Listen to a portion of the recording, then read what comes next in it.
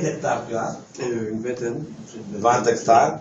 Mais ce qui compte davantage pour moi, c'est l'esprit, l'amour du travail, l'amour de l'esprit. Tu vois. Et je pense que c'est là que chaque jour on découvre davantage. Tu vois, et chaque jour il y a une façon de faire. C'est pas une façon, comment dirais-je, méthodique, régulièrement on fait ça à la lettre, des fois on essaie d'innover aussi. Et chaque distillation pour moi, et chaque moment, c'est quelque chose. Et hey, tu vois, chaque goutte d'alcool qui tombe, là, tu prends l'arôme et puis tu regardes si ça reste dans les normes un peu, ou bien si ça dépasse. Donc là, on essaie de faire une double distillation. Et pour nous, c'est magnifique. C'est quelque chose. Parce que mon papa, effectivement, avait une potité, donc effectivement très petit. Tu vois, mais lui, il faisait seulement une seule distillation, et rapide.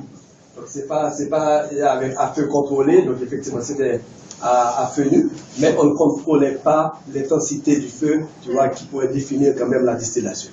Et on pense que ça, pour définir la distillation, il faut quand même contrôler la température et prendre le temps pour faire la distillation. Et pour nous, très souvent, bon, on faisait des distillations à partir de 8 heures de temps, nous autres, on fait la distillation jusqu'à pratiquement 12 heures. Donc ça prend tout son temps, et on a le temps aussi. Donc je pense que Distillation très lente. Oui, très longue. Donc pour nous, c'est c'était important.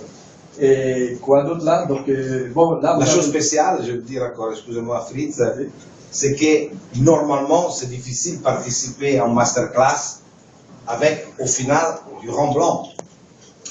Vous imaginez de faire un masterclass en buvant des Havana Club comme ça. Normalement, le rhum blanc, il va dans la mixologie, c'est un rhum comme ça. Mais dans la réalité, était le rhum blanc la base de la consommation dans tous les Antilles. Mais quand était fait avec des pot stills et tout ça. Et nous sommes en train de boire cette clairin à température normale, comme en dégustation d'un rhum vieilli.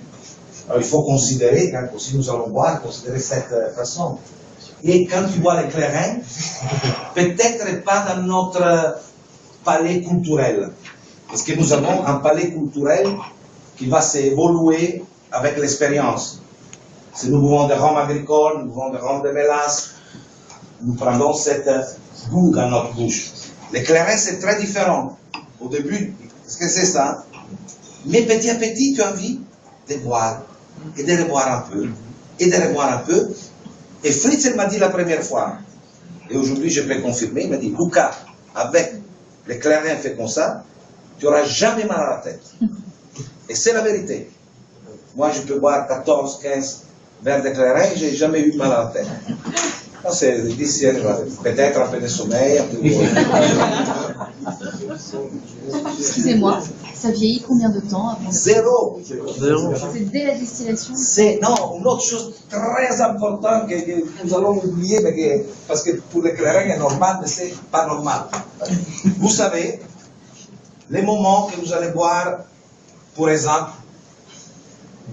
n'importe pas quel rhum de Colonne. Cette rhum est sortie à 92% d'alcool. Après, s'il fait un vieillissement, est mis dans le fût à 66%. Et la réduction se fait avec l'eau. Et avant la mise en bouteille, passe de 63, 64, parce qu'elle a perdu un peu de degrés, à 40. Alors, dans 1 litre d'une rhum de mélasse, distillée en colonne continue, tu as 40% d'alcool, et parti à 93, tu as à peu près les 58% d'eau et les 42% d'alcool, à peu près. Si tu fais un rhum agricole en Martinique, en Guadeloupe, tu sors à 75% d'alcool, c'est une distillation plus artisanale, ou dans les pot stills, entre 75 et 80. Pour simplicité, disons 80. Après, tu vas réduire pour le mettre en fût si tu fais un vieillissement. Et après, tu les réduis à 40, 42, 43. Tu as encore 50% d'eau. Ça, c'est important aussi pour évaluer le prix d'un produit. La chose incroyable des clairins, que cette clairin Vaval, c'est 52,5 sorties de l'alambic.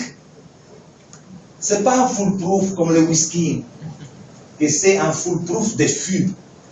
Par exemple, il y a 58,5, mais lui était sorti à 80, réduit, et après tu trouves 58,5.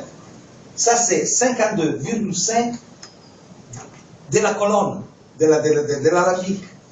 C'est steel proof. Ça, c'est 100% les produits. Et dans la fermentation, ils ne vont pas ajouter l'eau. Normalement, toutes les fermentations, tu ajoutes de l'eau. C'est que le whisky, les rhums agricoles, seulement rhum, notre rhum américain, nous faisons de longues fermentations sans ajouter l'eau, mais c'est très rare. Ça, il n'y a pas l'eau en fermentation et il n'y a pas aucune réduction de degrés. Ça, c'est intégral. C'est du vrai, c'est 52,5 degrés. Et aussi pour les prix, il faut comprendre ça. Vous comprenez, c'est complètement différent. Pratiquement, ça, une bouteille, c'est l'équivalent de 2 bouteilles d'une autre rhum. Et ça, c'est une chose très importante. Les 3 produits sont très, très différents. Si tu fais les analyses, il y a quelqu'un qui a des esters non-alcool, Casimir, à plus de 1000, qui serait comme un Thunder style jamaïcaine.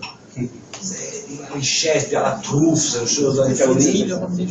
Tu as Sajous, que c'est sous le décembre 60, c'est à peu près comme les rhums agricoles. Lui, il change, une fois il était plus haut à 400, une fois il était un peu plus bas à 200.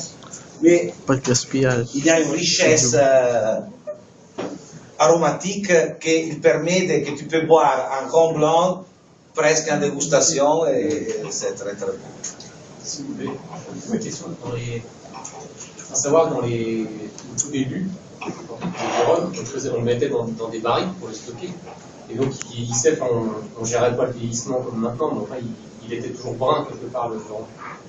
Et en Haïti, le clairin là, que vous produisez, donc, qui n'a jamais une vocation à vieillir, c'est venu à partir de quand dans le temps? C'est après non, le clairin, l'indépendance quand les Haïtiens se sont rebellés à un esclavage que quelquefois était vraiment, c'est mieux pas parler trop de l'esclavage, c'est dans le passé.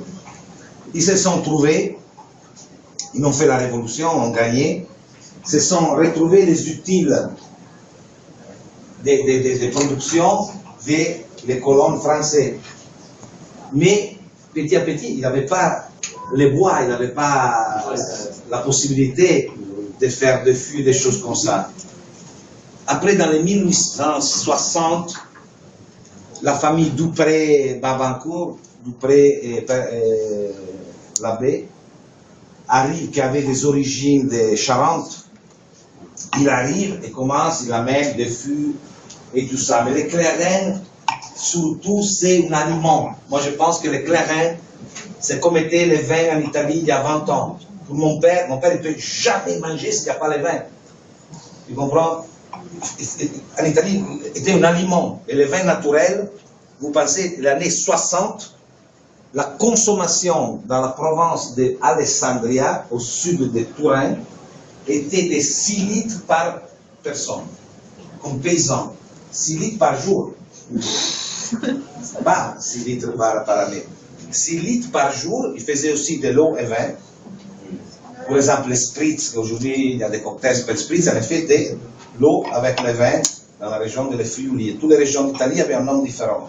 Mais un produit naturel, tu les bois. Et je pense que le clairin, c'est vraiment une essence, fait partie de la nourriture, de la vie haïtienne. Tu imagines boire ce produit avec une humidité différente, c'est son terroir, tu manges des choses avec des goûts, de la pintade, de ragoût, tu bois ton clairin, les soirs tu fais la fête, tu vas danser, tu vas à la 4e dimension, il y a toujours les clairins, il y a les funérailles, tu as les clairins. On n'a pas le temps de stocker le produit, parce que la production est très petite, et donc on distribue, et régulièrement ce qu'on produit, donc on n'a pas le temps. Mais ce que je peux dire par rapport à ça, effectivement, il y a des fruits en bois.